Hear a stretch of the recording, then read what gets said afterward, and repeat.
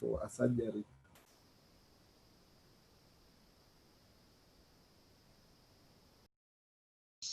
Actually the first of its kind in terms of a pandemic to hit Kenya. Our neighbors like Uganda, I know, have been hit by things like Ebola. And so there are few countries in Africa that have gone through certain pandemics, but for Kenya, this was unique to us. A number of countries for instance, US has gone through so many economic downturns. Asia has had its fair share of pandemics that have led to serious economic downturns.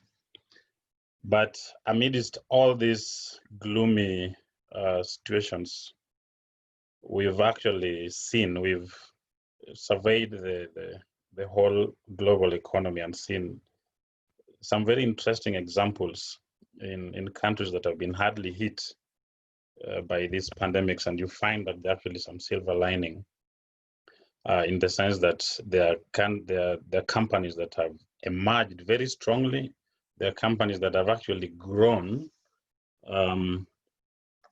during these pandemics. We'll be looking at a number of things around how companies have made profits amidst serious pandemics.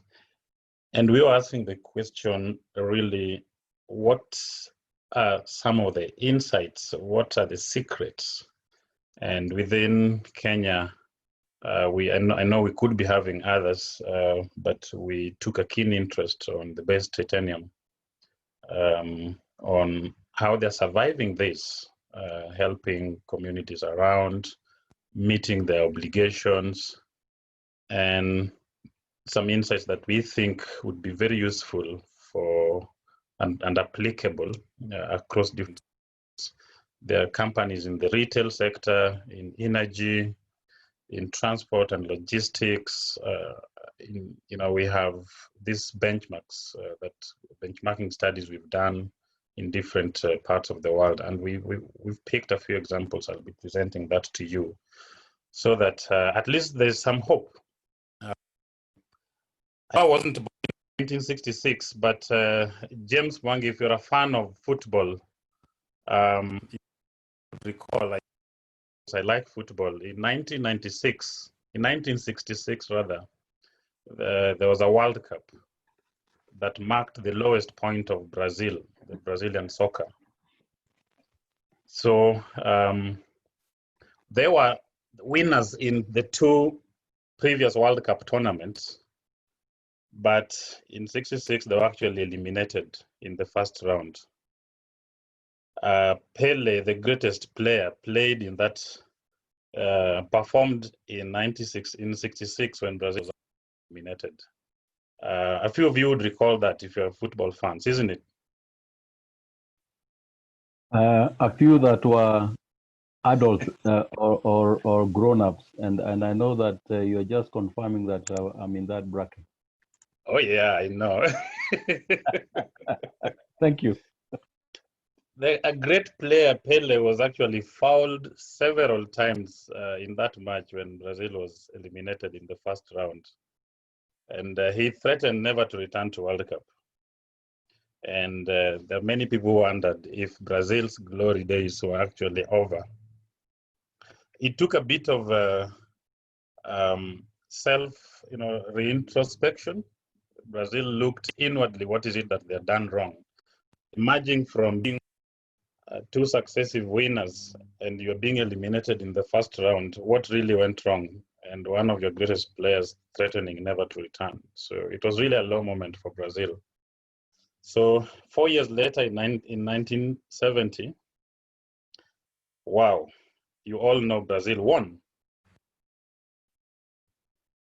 They did not only win, but I think the team of 1970 is actually regarded very, very highly. It's not only widely regarded as the best team ever to take that pitch, but they played the most beautiful football, and Pele was named the player of the tournament. From threatening never to return to World Cup and being the player of the tournament 4 years later, I think I wanted to give that example just to to sort of look at where we are right now. Businesses are bearish, looking down, and a number of companies are actually thinking, really, will we make it through? So learning from what Brazil did in those 4 years to really emerge winners 4 years later with the most beautiful football ever is something that businesses really, really need to look at, because they were able to reimagine themselves. They looked at their glory, their global picture, and they reimagined themselves. If they quit, if they slack, and if they bowed down to a failure or to what we'd call a pandemic, if they did that, they would never have emerged. So they had a bit of resolve, resilience, and that made them to return back to business. And I know there are a few things that they reformed internally. So those are some of the insights. That's journey of Brazil, actually, from failure to triumph, provides some for businesses. And it's something that you just maybe need to pay attention on. What is it that Brazil did? And I was looking at that story. They did 5 things. They had a resolve to return, and they had a resilience that they were not going to be, then they were not going to bow down to a failure, to a pandemic. And when they decided to return, they reimagined themselves in their glory times, and they said, we want to get back there. What do we need to reform internally?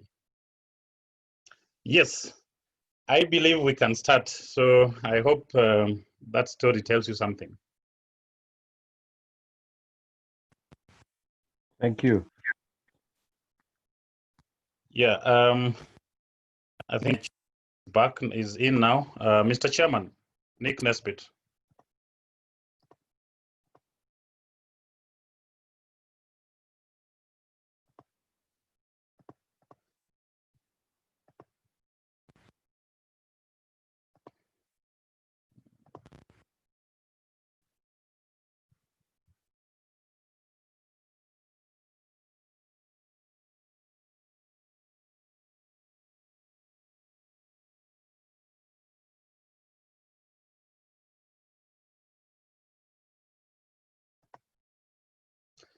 So we have our guest today, Simon Wall, who is the General Manager in charge of external affairs of Base Titanium. Base is a member of KEPSA, and they have a good story to tell us, a very interesting story. So we asked Base to grace this particular webinar, which we normally have every week on Thursday. And it just came at a point when we were deciding to have this every fortnight now, going forward. So we will be giving a chance to speak to us about business resilience from the perspective of Base Titanium. And I was just putting up that story of Brazil football from failure to triumph to sort of give us the basis for this discussion. That's actually what inspired me to come up with this particular topic. And who else could have been a better speaker than Base Titanium's General Manager of External Affairs, Simon. So, Nick Nesbitt, are you in already? I think Nick will come in at some point. There's a section that I wanted him to cover, but which we can actually cover even towards the end as soon as he checks in. I want to welcome all the members who are here and all the aspiring members of KEPSA. We are a great organization, the umbrella of all businesses in Kenya. So if you are yet to become a member of KEPSA, you are highly welcome to register with KEPSA. You can always contact us.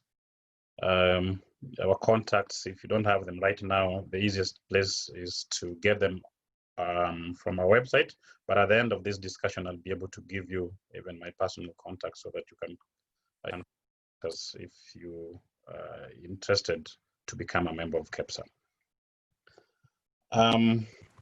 So I want to just in Nick, when Nick comes in, he'll be able to talk to us about what is it that KEPSA has been doing. I would want to go into that because I have a very substantive, a very rather long section, which will take me another 8 to 10 minutes. So if I combine it with Chair's section, it might steal the thunder from Simon.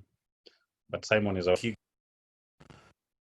Let me just then go just to end of why we thought this would be a very, very useful discussion to have.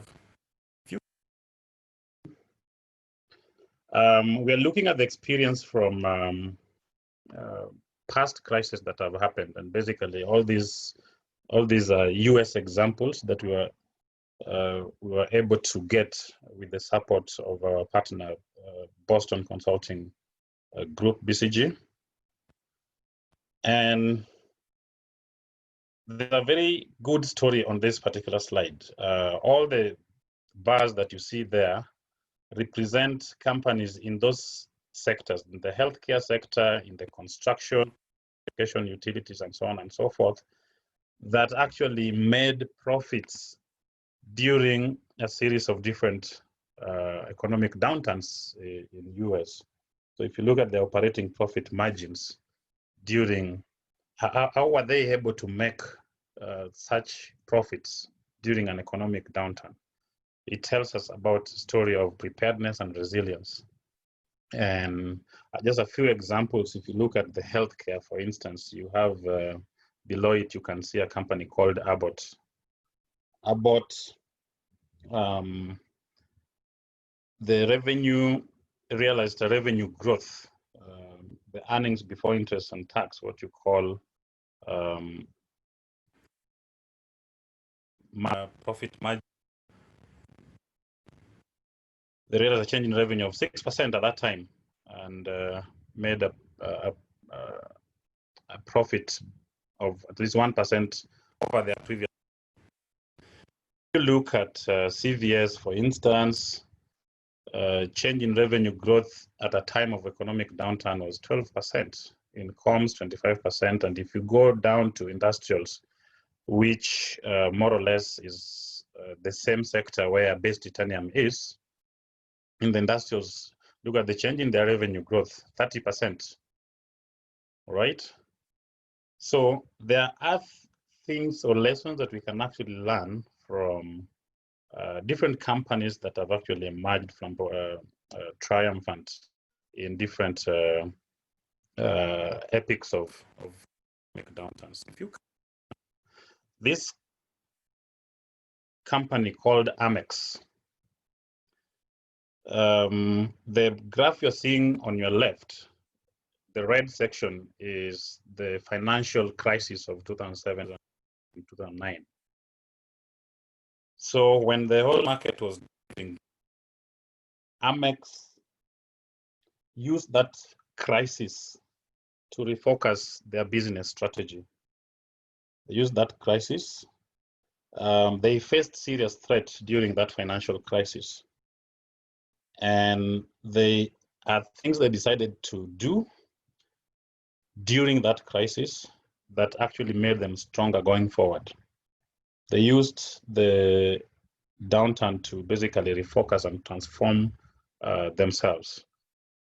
And if you see the quotes on your right from the former CEO saying, keep your nose to the grindstone and your eyes on the horizon. Don't waste a crisis, despite all the craziness that was going on. We were going to invest in growth. The best time to look after your best when others are neglecting them is during a crisis. I think that was quite powerful. If you look at Amazon again, growing by 30%. I don't know whether you're able to see my cursor, growing by 30%, again, through a financial crisis, when the rest of the market only grew by 9%, right? So there's something that they also did. It's actually possible. This basically demonstrates to us that it's actually possible to find growth during an economic downturn. for instance, that was faced by SARS epidemic, more or less the sister of Corona, of COVID-19. The story here is basically the fundamental shift that some countries, some companies have been able to make during an epidemic like Corona, like we have right now. And it's during this time in 2003, 2004, when that saw the rise of companies like Alibaba, Taobao, Tmall. All these are e-commerce companies that actually rose at a time of changed their business strategy at a time of an epidemic, and actually emerged very, very strong and became global companies to reckon with. So again, the key message to pick here is that the actually fundamental shift that companies can actually make. And during a downturn like this, we know right now, whether education, there's a fundamental shift in behavior, in how we approach education, in retail, a fundamental shift in how we buy our groceries right now, right? So the shift was towards e-commerce at this time. And Alibaba, Taobao, and Tmall saw that as an opportunity to really change their business strategy and integrate digitization as a major component of their strategy. And that saw them excel and triumph in the later years. Singapore, in the current epidemic, there is a bank whose name is actually withheld. But this bank, its major clients are actually SMEs. And so the COVID-19 has actually impacted on the ability of the clients, those SMEs, to be able to meet their obligations. And as done, it has looked internally and also re-strategized its business strategy, and has decided to issue moratorium on SMEs principal payments, more or less what we're asking our local banks, local commercial banks here in Kenya to do. It doubled loan ceiling amount of collateral that can be that can be accessed digitally, free digital loan for SMEs, lowered some of its fixed deposit interest rates, and launched partnerships with Hire to offer same-day financing for distributors. Yet, of course, you will find in other instances, there are actually banks that currently are a bit cautious to lend to SMEs, even to explore something like digital loans right now. These are major commercial bank in Singapore. What has that done to it, right? It might actually seem like a very big risk to take, but what has that done? So the examples you see on your right, the left are the measures that this bank took, and on your right, you see that this has actually had serious impact in terms of, it has enabled this bank to realize over 70% of food and beverage companies have onboarded as clients to this bank during this phase, 500% increase in number of website visits, right, looking for business opportunities with this bank. That a crisis like this is quite key for every company. So this is my last slide of this examples. What basically to say here is that changing your strategy for future, if you had not been in a stronger position, a pandemic like this should not be wasted. It's a time to learn and actually change your strategy for future. By doing 4 things, you can prepare. The first phase would be, you really have to prepare so that you are not caught off guard again by a pandemic like this or an economic downturn in future. You should be able to stress test your company against multiple scenarios, scenario building. Your strategy should actually be based on lots of scenarios that you use to stress test the ability of your company to survive. And with different strategies, you can tailor the best strategy to respond to the next downturn if at all it comes. Then you can actually also preempt. You can preempt. What we mean by preemption here is you after knowing what to do, you take early action to really prevent any misfortune from befalling your company. So you take early actions. You can tailor tactics across your different portfolios. We know right now, for instance, there are companies like manufacturing companies. Some of their portfolios, for instance, that are producing essential services have actually realized growth, but you realize that also some of their portfolios are really deep down. So this is actually at the preemption stage is where you tailor tactics across different portfolios to ensure that the whole organization across all its portfolios can withstand a pandemic like this.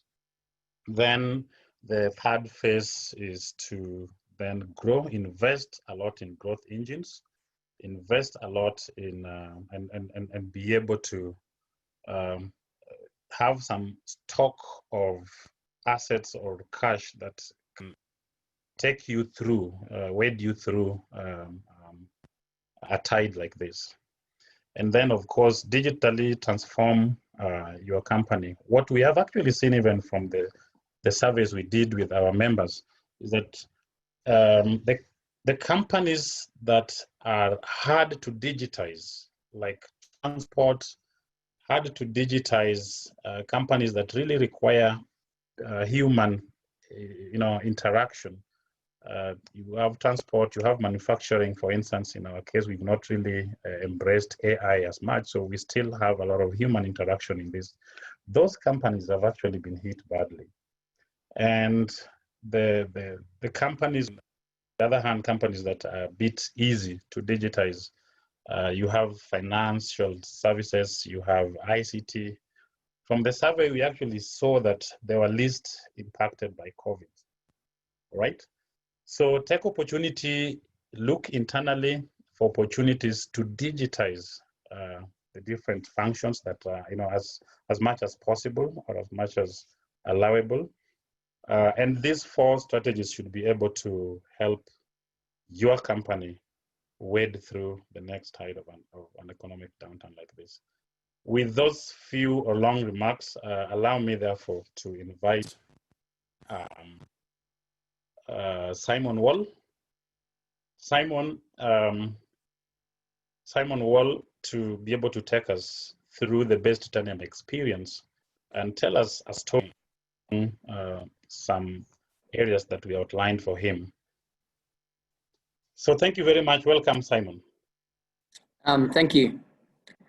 Victor, if you'd like to just give me permission so I can share my presentation, that'd be helpful. Thank you so much. Yeah, you can.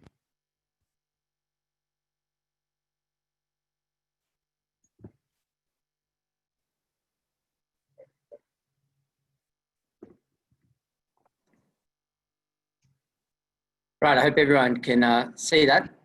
First of all, thank you, KEPSA, for giving BASE the opportunity to address the group today.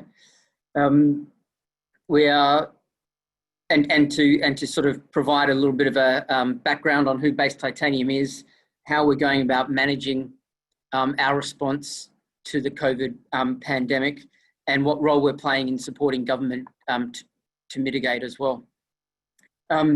Look, these sessions are great, and I've got to thank KEPSA for the effort they take to keep the business community and other stakeholders together in these difficult times, and these webinar events have been great for that. So thank you, and thank you for the opportunity.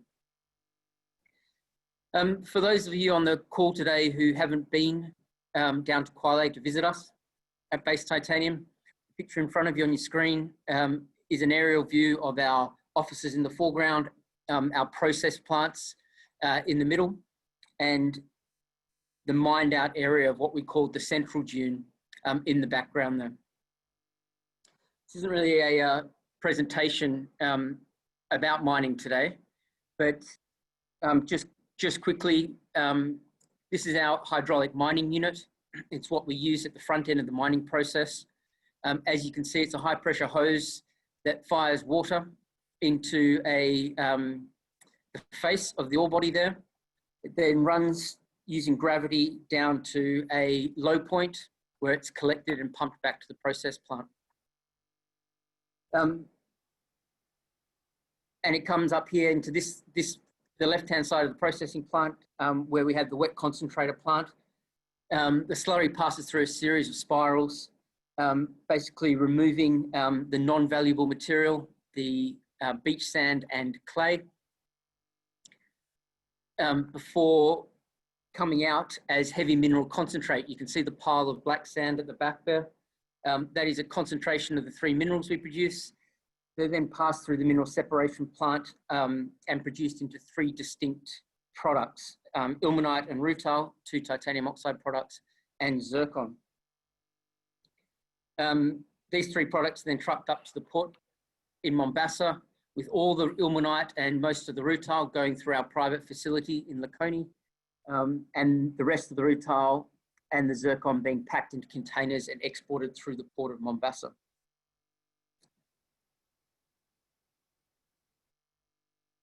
So the focus of today is to talk about the sort of foundations bases built that has seen us sort of manage and mitigate the COVID crisis. You know, very early on in our time in Kenya, we recognised that as the country's first large-scale modern mining project, we had to invest a lot of energy and effort into building a culture that put people, and importantly the safety of people, at the forefront of our operations. This is really focused or resulted in safety being the fundamental element of our workplace culture. And one of the reasons why that's important is that when safety was at the forefront of all our thinking, it's at the forefront of our operational decisions, it was very easy to make decisions with the onset of COVID that was centered on people, that was centered on our employees, and centered on our local communities, and centered on other stakeholders. Another key characteristics of the way we go about our business is to put communities right in the middle of our operations. The impacts that we're having on local communities, the health and safety of local communities, these are all considerations that play a paramount role in operational decisions. And again, because of this mental model that we have and the way we operate, it allowed a very quick transition of community programs and of operational decisions to deal with COVID. Final one I'd just like to mention is the sort of the idea, it's pretty obvious, I guess, but the value of resources. And you know, this is about short-term versus long-term value, making those types of calculations. And the lens we looked through this was to look at our employees and to see the huge amount of value that they play in ensuring our success, and the importance of not only keeping them safe, but keeping our employees, our staff, sort of intact as a unit, so that in the post-COVID recovery period, we are able to take advantage of opportunities, look for growth options, and obviously return our operations back to pre-COVID levels. So just stepping back a little bit, I just want to run very briefly through some of the wider impacts that Base Titanium is having on the local economy, because I think a lot of this sort of plays into the stakeholder management, the relationships that we have that have allowed us to mitigate this environment as well. Dating back to the mine's construction, it was a 26 billion shilling investment at the time, of which 9 billion shillings was spent directly with Kenyan contractors and suppliers. We create 770 direct jobs, a bit over 1,400 indirect jobs in the supply chain, and another 1,400 induced jobs through consumer spending. So the multiplier impacts in the wider economy are very evident. We've got a strong focus on local content that sees 3 billion shillings a year purchased from local suppliers. And then obviously we're a contributor to government revenue through various royalties and taxes. And also importantly, down the bottom there, you see that our community contributions through our community development programs are sitting at about 2.1 billion shillings at the moment, and that's been invested in social infrastructure, livelihood enhancement, health and education. Another important component of what BASE has contributed is what we refer to as legacy infrastructure.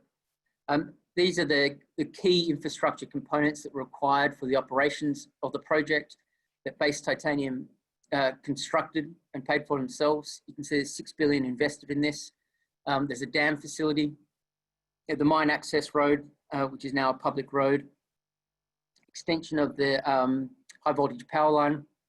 There's a camp on site and our storage and shiploading facility on the Lakoni side of the shipping channel in Mombasa. Now, all these are important for the project and are being used by BASE for the project, but they're also key pieces of infrastructure that will provide opportunities for further investment, economic growth, development of the region in years to come, long after BASE has ceased its mining. Just quickly, a very quick overview of performance for financial year 2018 and 2019. I mentioned before that safety is paramount to our operations. You can see it again there under that first dot point. We've had no lost time injuries since March 2014. We've now worked over 20 million man hours without a lost time injury on site, and that's something that we're very proud of, and a lot of effort goes into ensuring that all our employees leave for work in the evening or at the end of shift in the same state that they arrived in the morning. You can see that Base Titanium represents 65% of Kenya's total mineral output value. We exported over $100 million US to China. And the final point there, you just see that our current mine life sees production ending at the end of calendar year 2022. And that's something that I'll address in a little while. You can see a few of the metrics we use sort of to measure performance. This paints a bit of a picture. You can see in financial year 2018 that we mined less tons but produced more mineral. That's because the grade of the ore body being mined at that time was higher. There was more mineral in each ton of earth moved or mined than what we've moved into in 2019 there.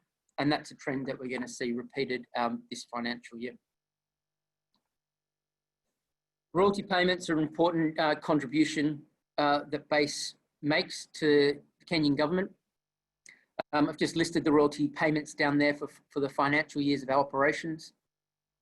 We pay a 2.5% royalty, which is applied on revenue. It's not a tax, it's a cost of business. And you can see from the chart as well, the Mining Act, which was enacted in 2016, has a component for sharing the royalty revenue.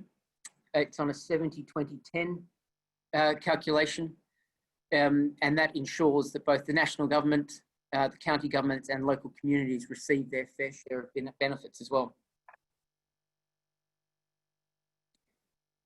Local content is obviously a very important multiplier when it comes to a project like BASE or in the extractive sector. Just giving a snapshot of a typical year there. Just to demonstrate that despite Kenya not having a vast or a particularly well-developed mining sector, it has a lot of capacity within its economy to provide inputs into our sector. And you can see it's well over 50% for this year given, or the year given in the table. You can see from the graph on the right, the overseas or the international suppliers spiked towards the end as we underwent some capital expenditure and needed some larger capital inputs from overseas. But it's a very good story. BASE works very closely with a number of different institutions to build capacity at the local level and ensure that local businesses are aware of and have access to various tendering opportunities. Another important component, especially when it comes to local content, is obviously employment. Again, despite being the first large-scale mining project in the country, we've made a lot of headway in this respect. We have a specially designed recruitment system that actively prioritizes impacted communities. We call it the fencing system, and it's, we've had a lot of success in this. To date, we have 68% of our workforce is from Kwale County locals. And that is represented by the, predominantly by the blue, green and orange dots that you see on the map on the right. A further 30% of our workforce comes from other parts of Kenya outside Kwale, and just 2% or 20 expatriates remain with Base Titanium as their roles are transitioned to Kenyan employers. Just finally, we've managed to be successful on our succession programs and transition to Kenyan staff because of the investments that we make in creating a practical learning environment for a skills transfer. I won't run through them, but you can see the list there of the various programs that we use to ensure that there is a constant line of talent coming through the organisation for us to choose from, and to ensure that we are providing skills, experience, exposure, expertise to a whole generation of future workers. Interestingly enough, Base Titanium is now exporting some of our employees to the international mining sector as expatriates. We've got, off the top of my head, I know of at least one that we've got in Australia working on a project, a base project in Madagascar, and another one who is actually in Madagascar helping to run operations over there. So yeah, we're now an exporter of labour into the international mining sector, which is quite an achievement in such a short period of time. Base also runs a very broad suite of community development programs. We focus on 4 key areas. We work very closely with the Kwale County government in this respect to identify social infrastructure needs, to design and implement livelihood enhancement programs, particularly in the areas of agriculture, to support Kwale County delivering health services and health programs, and education programs focused mostly, primarily on scholarships for talented primary and tertiary, secondary and tertiary education. Of course, you can't have a mining project and not have a very strong focus on environment. Base's philosophy is that we are in a wonderful opportunity to not only mitigate environmental impacts, but also have a net positive impact. So we work very closely with conservation and enhancing the restoration of wetlands. We are currently very focused on the rehabilitation of the previously mined out areas of our mine site as we move towards through rehabilitation and start thinking about what happens to this parcel of land in a post-mining environment. Moving on to the sort of focus of what we're looking at today, just briefly, COVID-19, its impacts on Base and the responses that we've implemented. We've been very fortunate that there's been no disruptions to our operations.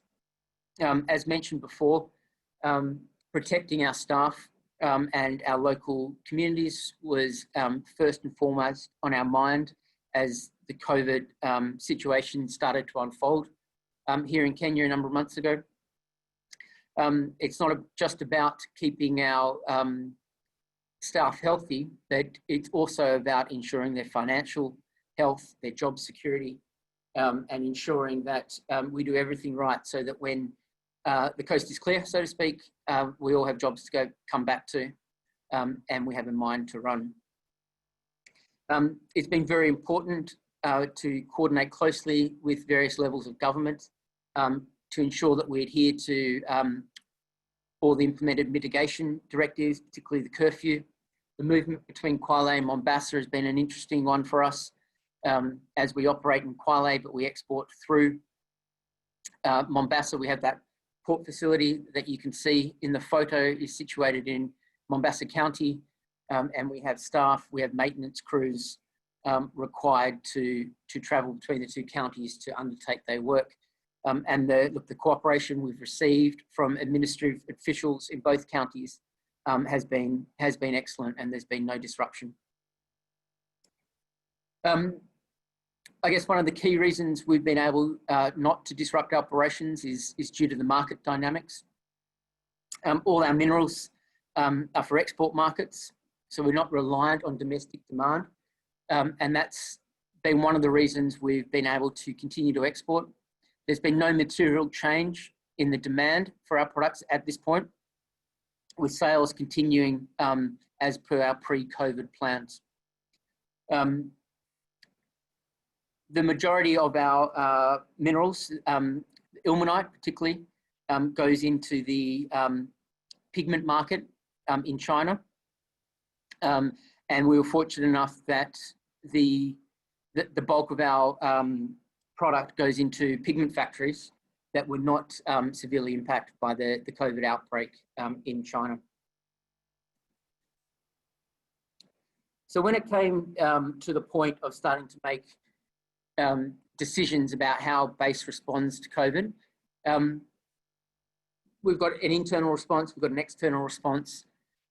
Internally, as I previously mentioned, it was very much about protecting staff and ensuring, to enable us to ensure business continuity. You can see the list of the sort of things we've done there. One of the key initiatives we did was to reduce the number of employees at the mine site by nearly 40%. Obviously, create space allows for distancing to happen to a certain extent. And we did this by introducing an either stay-at-home or a work-from-home policy. So if you're able to work from home and perform your functions, you obviously continue to perform your functions at home as opposed to coming into the office. Whereas if you're unable to perform your functions from home, you're classified as stay-at-home. And now between a combination of both utilising parts of your annual leave and the introduction of what we called a COVID-19 allowance, we've managed to keep everyone working from home and everyone staying at home on full pay. And that's obviously has a big impact for staff morale, particularly the people that are staying at home and working from home. They feel a sense of security around their jobs, and gives them the confidence that once we're through this, their job is waiting for them when they get back. A couple of the other initiatives, you obviously increase the number of vehicles transporting staff to and from site to allow for further distancing, decontamination of high traffic areas on site, increased cleaning activities, access to hand sanitizer, washing, all the sort of stuff that officers and people are doing all across the country. And finally, you know, we do have a strong safety culture, as I've mentioned, and the additional use of PPE, or the provision of additional PPE that was COVID specific was provided, face masks and the like, to further protect our employees. Externally, Base obviously plays a outsized role when it comes to working with our local community. We are the largest industrial investment down here in Kwale, and with that comes a certain sense of responsibility and obligation on our behalf as well. So working closely with different levels of government in Kwale and Likoni, we've implemented a program of providing hand washing facilities in high population areas. That's together with the county governments. They've proved to be very successful and very popular. We've provided PPE to frontline health workers and security personnel who are out there every day looking after us all. We undertook training for community health volunteers on how to mitigate COVID risks and how to sensitize local residents. They did a fantastic job of accessing over 50 villages and reaching over 200 passengers on the Laconia, 200,000 passengers on the Laconia ferry about measures they could take to protect themselves. And finally, and what is the bulk of our contribution down here in Kwale and Laconia, we're partnering with the county government, in partnership with the county government, to implement a food relief program. The need, as people know and has been experienced all across the country, but the need to stay at home, the need to isolate, the impact that's having on the economy is having a big impact on the economic opportunities. And this flows through into abilities to feed households. So BASE is committed to feed close to 1,300 households per week, with the aim of reaching close to 100,000 people in total over about a 3-month period. I think we're at about the 3rd or 4th phase of that. It's been well received, and is being spread out as much as possible to those households that have been recognised as in need by both the county government and the Red Cross down in Kwale, who are been a magnificent partner. At the national level, BASE sees itself as a national project as well. We've provided PPE to the Ministry of Petroleum and Mining to help contribute to the protection of their frontline workers. They are still out there in the field doing mine inspections. They're still working in their offices, approving export permits, processing regulatory compliance paperwork. And it's obviously vital that as our line ministry, we work with them to ensure the safety of their workers. And finally, something that is actually a very big contribution that will be delivered shortly. We're part of a Stanbic Bank initiative to provide 192 ventilators to the Ministry of Health. BASE is contributing 100 of those 192. This program is, it's a big program. It's a wonderful initiative by Stanbic, and BASE is very pleased and proud to be a part of it. Really appealed to our sense of sort of, I guess purpose in a way that these ventilators will provide a vital resource in managing the health response to COVID in the event that it gets to that level.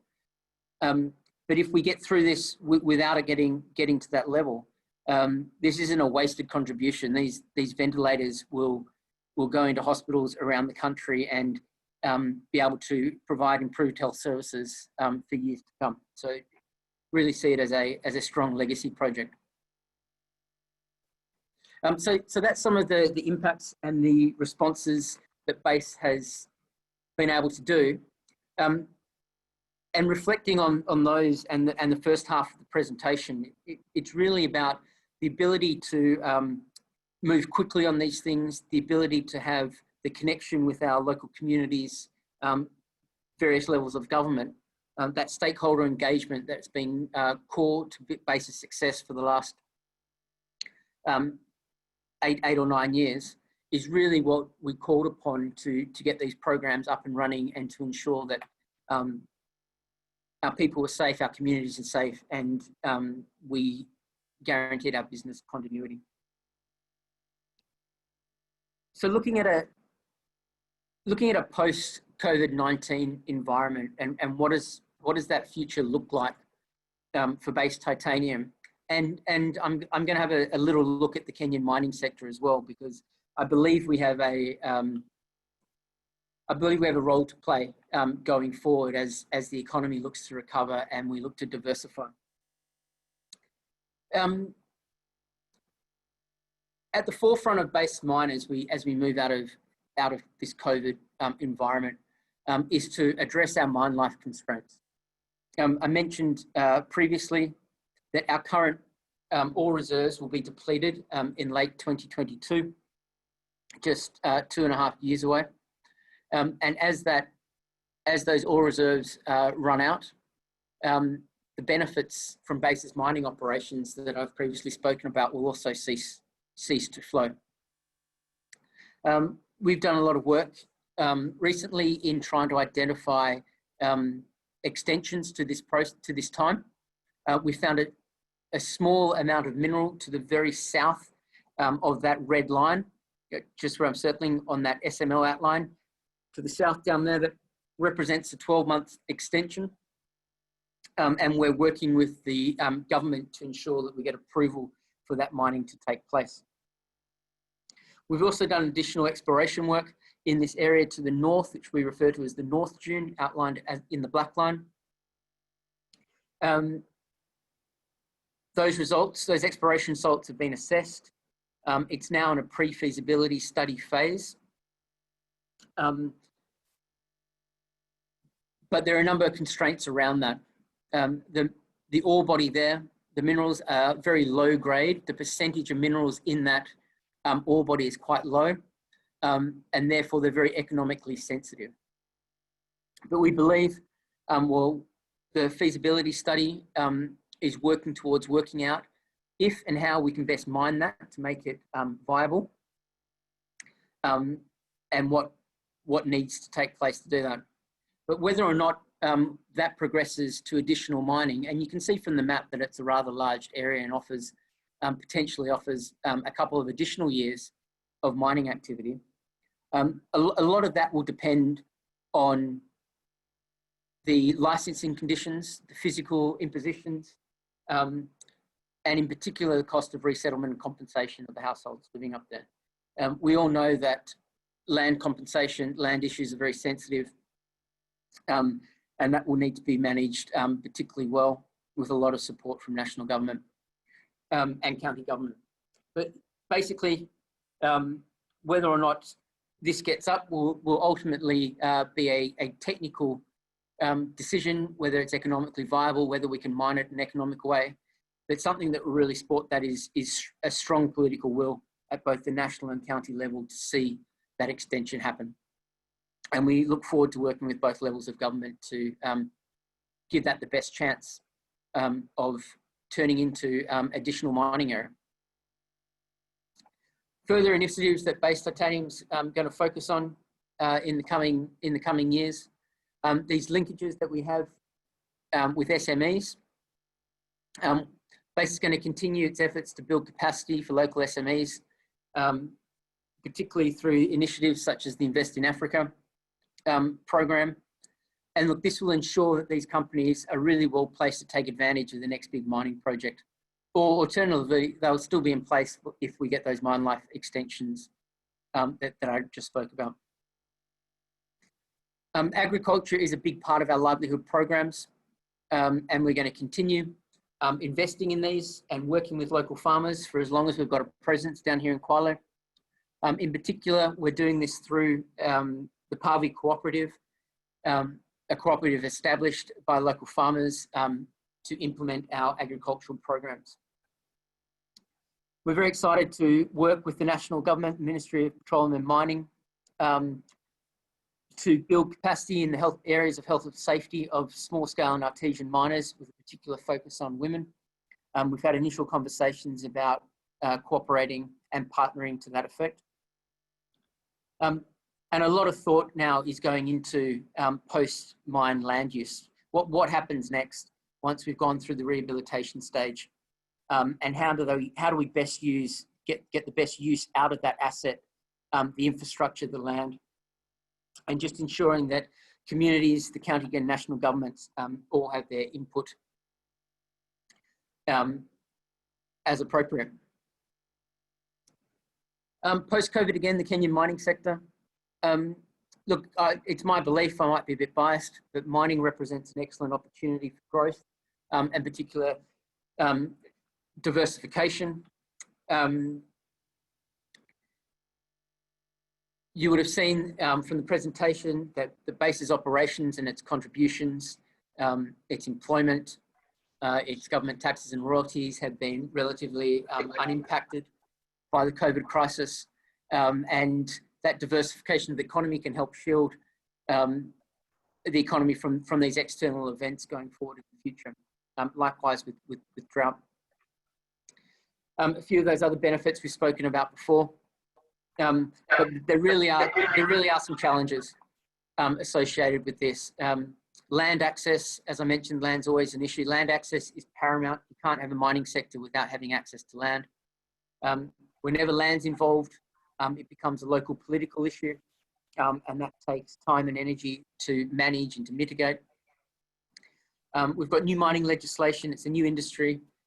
We need to increase awareness of that at various levels around the country. The royalty sharing provision, which I spoke briefly about before, it's yet to be implemented. I believe if we get that implemented, then both counties and communities see real tangible benefits from mining and they get more supportive. And like I've said, national and county governments, the political will to support this industry to grow is really important. And ultimately, this all reflects a need to get exploration happening in the country. We need companies investing in doing the work to get drill rigs on the ground, to take samples, to discover what our mineral endowment here in Kenya is. And clearly that's an issue where we need local communities, county and national governments and investors all working together to ensure those benefits. That's it for me. All right, thank you so much, Simon.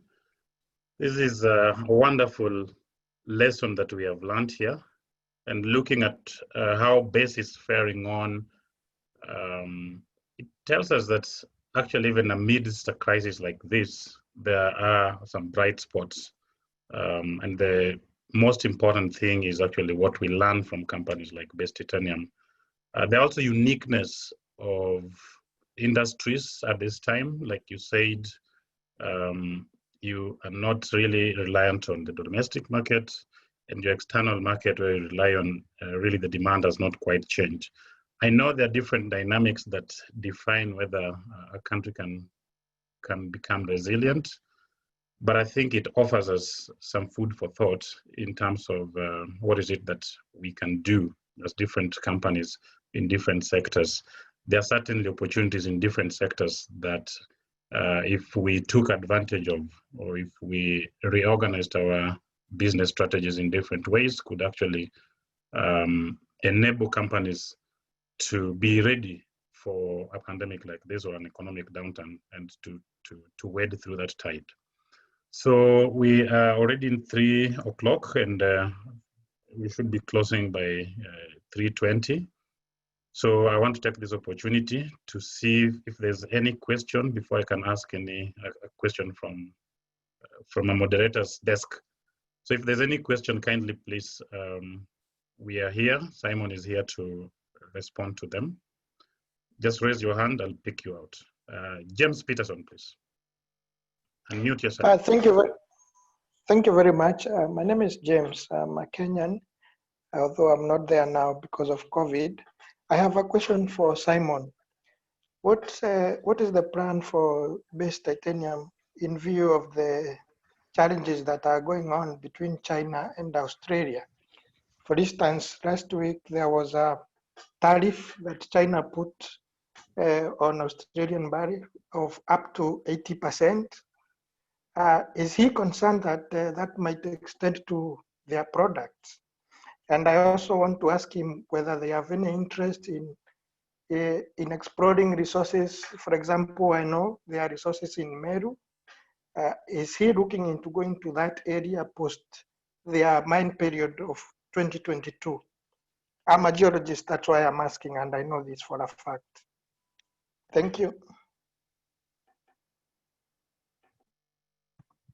Let's take the next one. Any hand up?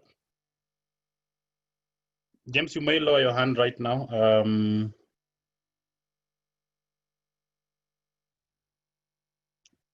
Okay, Simon, do you want to go with that as we wait for other responses? Yeah, sure. Yeah, I mean, look, geopolitical events. You're right. There is a bit of a spat between Australia and China at the moment, based on Australia's strong advocacy for an investigation into the origins and the initial response of the COVID outbreak. Look, we're not impacted by this at that point. I'd point out that yes, our parent company, Base Resources, is an Australian company. but Base Titanium is a Kenyan company. We're incorporated here, and we'd hope that the Chinese don't target us in their response to Australia, which as a former Australian diplomat, I've got every faith that our diplomatic corps will be able to simmer those tensions in the short term. On the question of further exploration, we're not looking in Meru at the moment, James. We've got a number of additional license applications that are currently pending for exploration. There's 2 currently pending in Kwale, and 3 pending up in Lamu, and that will be the focus of our Kenyan exploration activities moving forward. Thank you so much. So Simon, just looking at it in terms of putting together what you have presented to us, are there some key business learnings that you can actually share with us on how to cope during such a pandemic? I know that there are things you've done internally, the list of how you've supported staff and so on and so forth. But how come you are so ready for this? What exactly, was there some background work? Was there some forecasting that made you prepared for this? Yeah, it's interesting to look back from a bit of hindsight from where we are today. I think we were fortunate in the sense I think that your connection is fluctuating. Sorry, we were fortunate in the sense that COVID didn't originate, in this part of the world, and that we had a bit of lead time to see how it was unfolding in other parts of the world. Yes, Base put together a team to think this crisis through, think through our response, and to sort of develop an approach.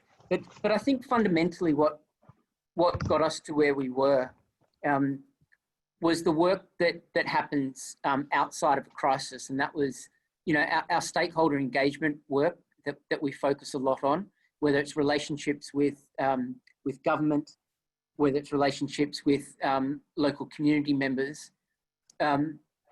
Because when the crisis hits, you've got those strong links and those strong relationships that allow you to communicate openly, honestly, transparently, and to implement actions from a position of trust and knowledge and strength.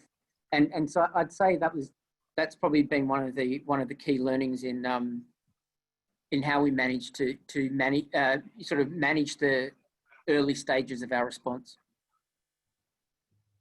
Thank you so much. Chris Wilson.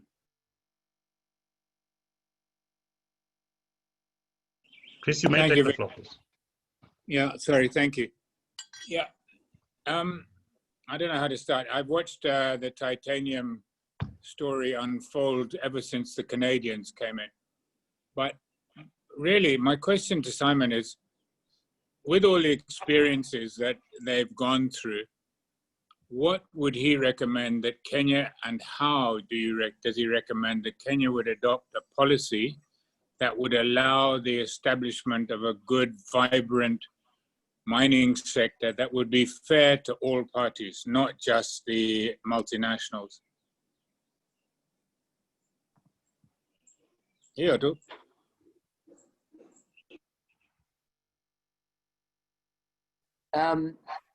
Yeah, Chris, good question. I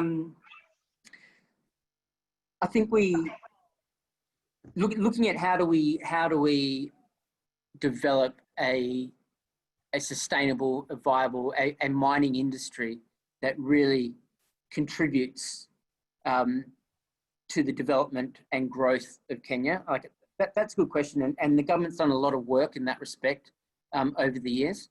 In particular, the introduction of a new mining act, and that mining act, I believe goes a long way to addressing your second point. How do we get this balance correct, where we are attracting investors, ensuring that they get a return on the risk they're taking in developing a minerals project, that local communities are seeing benefits, and that nationally we're seeing benefits. And the Mining Act has a number of different ways that it's looking to do that. Whether it's through the royalty sharing that I spoke about earlier, the regulation now that requires and formally sets out your community development agreements, how you engage with local communities, and in actual fact, setting a minimum 1% of revenue to be invested in those community programs. So I think those mechanisms are in place. What's not happening, unfortunately, is we're not seeing the influx of investors, particularly in exploration, that allows the industry to grow, to see those benefits actually realised. I mentioned before, I believe that the mining sector in Kenya has a real role to play going forward. We've got base titanium. I've just mentioned about some of our extinction opportunities that we were looking at, and some further exploration we want to do. You have a gold project out west. Barrick have recently sold to a new investor who specialises more in that type of investment. Like, getting that off the ground would be sensational. And then, of course, for those who know, we've got another project here in Kwale called Marima Hill, which is apparently a very big deposit, but has been lying idle for a number of years. So really getting some movement on the exploration front, thinking about how we attract exploration investors, and then getting those other projects which are closest to being developed, supported and up and running is the way forward. Okay, could I just sort of follow it up with a quick question? Is the lack of exploration due to an economic or a national problem, an economic cycle internationally, or is it an internal national problem that needs to be resolved? Yeah, that's a great question as well. And I'd say it's, exploration goes in cycles. As soon as you have a downturn, exploration funding drops off a lot. Now, that downturn occurred in sort of 2010 when it comes to minerals, and we saw a big drop off in exploration activity globally. And as it's picked up again, the explorers have tended to stick with jurisdictions that have, I guess, a clearer understanding of their mineral endowment, basically where they think the odds of finding something are a little bit higher. So the thing that's holding exploration back in Kenya a little bit is the fact that we have such a small established mining sector, large scale mining sector, and not a lot of exploration work has happened. And look, the government's looking to address that. There's been talk of a airborne survey, which I think will provide excellent information to future exploration companies. So there's initiatives like that need to be done.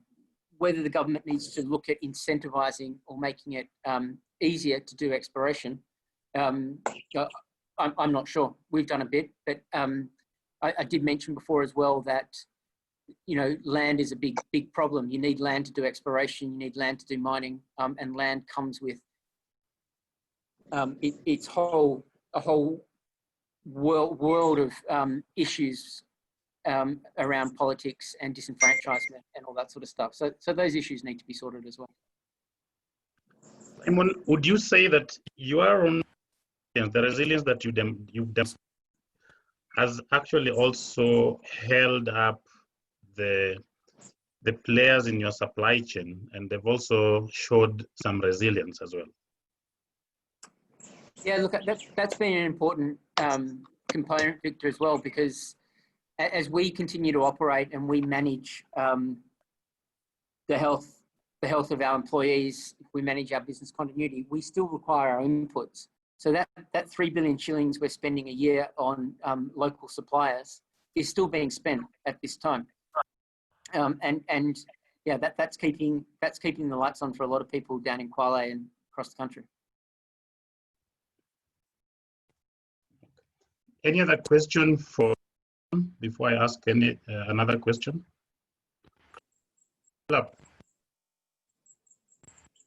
Victor, could I just have one last go at then, and I promise I'll shut up. So thanks. Go for it, Chris.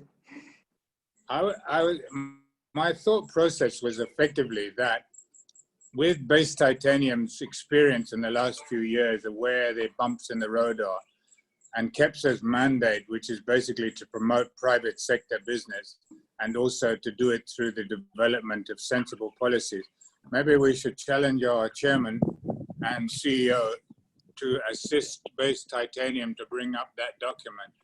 Happy afternoon, people.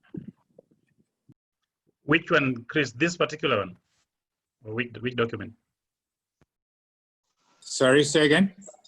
Which particular document? No, I'm suggesting only that Right. given Base Titanium's long experience within obtaining permissions and where the hiccups and bumps are in the policy of Kenyan mining law, they could not be persuaded to give their or share their experiences with KEPSA, who could then bring it forward into the right places, because that's actually our mandate. Yeah. Yeah, Chris, thanks. We work closely with KEPSA. My manager of external affairs, Dr. Melba Wasunas, is the vice chair of the extractives subcommittee, sub-board. So we are playing that role, and we look forward to deepening those ties with KEPSA going forward. Well done. Congratulations. Asante. Thank you so much. Simon, have you been able to maybe, are there some insights around the community living around you, around your project areas, that you can actually say this is the kind of impact we've had on these communities?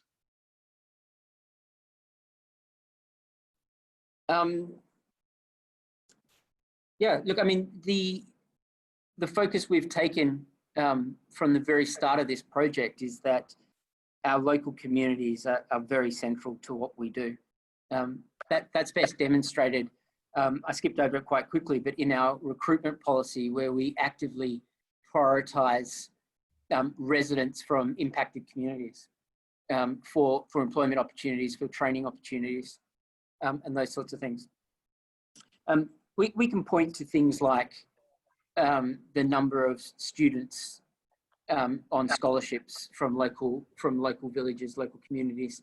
We can point to investments in social infrastructure, whether it's school buildings, dormitories, boreholes, and the like.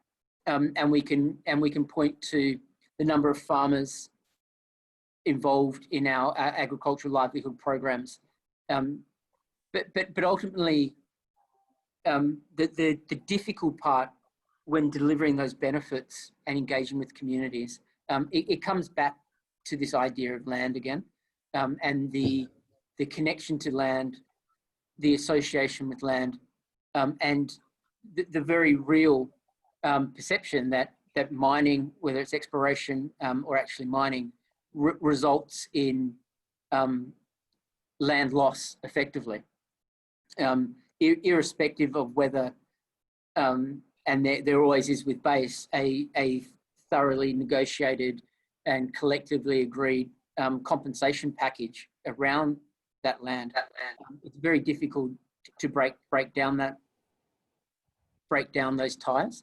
But it's something you work on by building trust, by being with the community over the years, and in particular by, you know, it's a pretty simple idea, but you do what you say. When you make a commitment, you make sure that commitment's delivered, and that helps to bring trust. Patrick Wandare. Yes, Victor, thank you very much. I have just one comment, though I've already sent it over to you. I have noticed from the presentation of Simon that the Base appear to have done quite a lot in an endeavor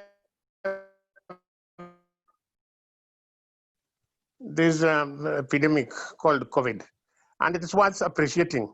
I just wanted to share that with all of us, and for that I thank you, sir, for giving me the opportunity. Thank you so much. We all strive to get the best news out of a gloomy business environment. We call it bright spots. So that's why we brought in Best Titanium to share with us this wonderful story. Thank you for appreciating that, Patrick. Yeah, thank you, Patrick. If there's no any other question, Simon, you seem to work very well then with, if you work very well with the community around you, then I guess that also goes with the county government, isn't it?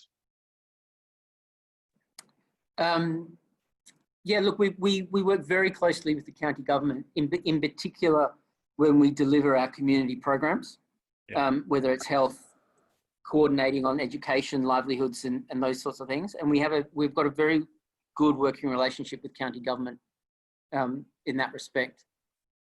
I think like many companies operating all across the country, we've got some issues when it comes to the imposition of certain taxes and levies. And each year when new county finance acts are implemented, they seem to resurface themselves, but nothing that can't be resolved through consultation and engagement.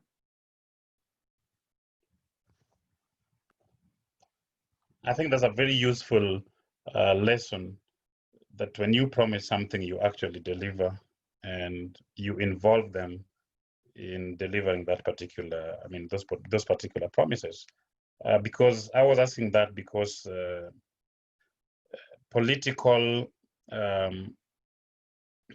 challenges sometimes face companies in your sector. We've seen that in a different, with a different investor in a different county. And that's why we're interested in basically learning, how do you then harness this relationship with the county government so that you work in a harmonious environment and that your investment is not sort of interrupted by high political expectations. Yes, so thank you very much. If there's no more question, I guess then maybe we come to the end of this. We would really love to share this experience with a wider majority. So Simon, if proprietary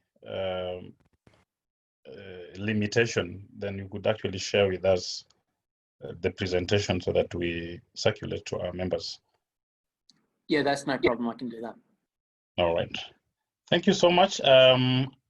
As I said earlier on, I will write on the chat, on the group chat, our email address, so that should you want to reach us, then you can actually just send us an email. We encourage those of you who are benefiting from such discussions that you continue doing so, but also seek out to be a registered member of KEPSA. Let me share with you our email address, then you can note it down, and then I think we should be able to end at 3:30.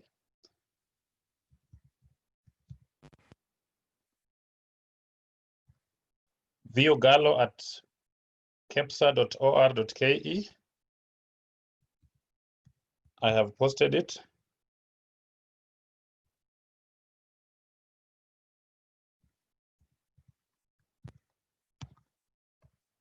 And Anthony Girendu.